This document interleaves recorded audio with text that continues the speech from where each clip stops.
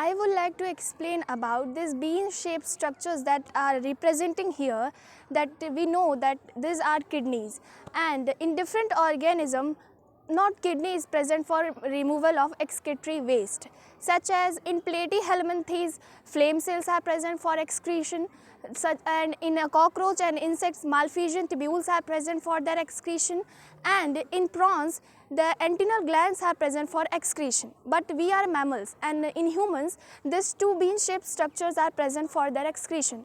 For knowing the mechanism of excretion, what is going inside our kidney, we have to know about what is excretion. So excretion is the removal of waste products that can harm us, is termed as excretion. So this main function of excretion is done by our functional unit, that is nephron, that is present inside our kidney. So these two bean-shaped structures are our kidney, which is 120 to 170 gram and present 120 to 170 grams and present at the last thoracic column and at the third lumbar vertebrae. Our kidney can be, if we see lengthwise, our kidney is 10 to 12 centimeter long. In kidneys, there are structures, several structures are present, like this reddish part is termed as cortex region, and this whitish pyramidal shape structures are called medullary pyramid. The extension of this medullary pyramid is termed as column of Bertini, and this green part that present inside our medulla is termed as renal pelvis. In our medullary pyramid, this functional unit that we call nephrons are attached. On the basis of penetration power of this nephron in our medullary pyramid, the nephrons are classified into two types. First one is cortical nephron and the second one is juxtamedullary nephron. Cortical nephron. In our kidney, 1 million nephrons are present. So 85% of total nephrons are cortical nephron, means the loop of Henle is generally short of cortical nephron. But if we see juxtamedullary nephron, that is 50% of total nephrons, the loop of Henle of juxtamedullary nephron is relatively long and penetrate deeply inside our medullary pyramid. And the vasa recta along it is also long as compared to cortical nephron. So in some part of this nephron is inside the medulla and some part are outside the cortex, such as malphizian body, DCT, PCT are outside the reddish or we can say cortex region, and loop of Henle collecting ducts are associated in our medullary pyramid.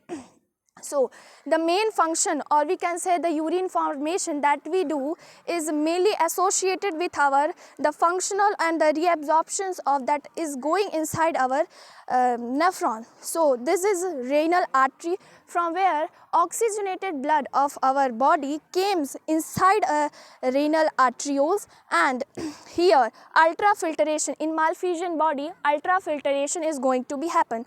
How this going to be happen? Because of the three layers that present inside our malphizian corpuscles, like the first endothelium wall that present inside our glomerulus, and the basement layer that present in between Bowman's capsule and glomerulus, and the podocyte cells that present inside our Bowman's capsule. So 1100 to 1200 ml blood came in our renal arterioles towards this malphizian corpuscles, and only 125 ml blood filtrate through these three layers into our Bowman's capsule, means 180 liters of filtrate in a day we can make. But if we see urine that we form is usually 1 to 1.5 liter in a day.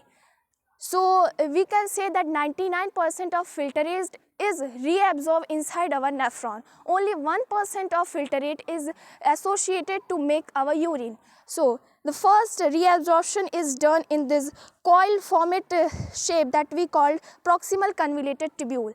proximal convoluted tubule, the layer of proximal convoluted tubules is generally binded by brush bottle epithelial cells, in which glucose, amino acids, Ca plus ions, Na plus ions are actively reabsorbed, and Cl minus ion and carbonate ions and water is passively reabsorbed into our peritubular capillary. Then our filtrate came in our descending loop of Hele. In descending loop of Hele, the membrane of descending loop of Hele is permeable for water but impermeable for electrolytes. So, only H2O passes into our descending into our ascending vasa recta, and the osmolarity, initial osmolarity in our loop of Hele is 300 milliosmol. So, if we remove the water, the osmolarity gradient will increase, means solvent gradient increase, and the increase in solvent gradients means osmolarity also increase. So, when we came downside of our loop of Hele, in the U shape, the structure of the U shape that we can see in our loop of Hele, the osmolarity here is 1200 milliosmol, means we can see the osmolarity that we go downside in our descending loop of Hele is increasing. But when we came on ascending loop of Hele, it is permeable for electrolytes but impermeable for water. So, from here in ascending loop of Hele, electrolytes go outside the vasa recta, outside into the vasa recta. So, osmolarity will decrease because solvent concentration is going to be decreased, and from 1200 milliosmol the osmolarity till the loop of Hele is going to be decreased to 300 milliosmol. Then our filtrate comes to our DCT, means distal convoluted tubule. It is also a folded part, but here conditional reabsorption is seen, means here two hormone can perform reabsorption activity. First one is aldosterone and the second one is antidiuretic hormone. Antidiuretic hormone generally hormone of pituitary, posterior pituitary, and aldosterone is a hormone of our adrenal gland. And antidiuretic hormone reabsorb water from DCT, and aldosterone reabsorb Na plus, but the main cause of Na plus, when Na plus reabsorbed, then water also reabsorbed in it. So, here osmolarity at the initial point of collecting duct is 300 milliosmol. Some vasa recta also give water to our collecting duct. Vasa recta give water to our collecting duct, and the collecting duct reabsorb that water, means the osmolarity gradient again starting to be increased, until at the end of our collecting duct the osmolarity gradient is 1200 milliosmol. Our collecting duct also released some urea to maintain the osmolarity balance in our medullary pyramid.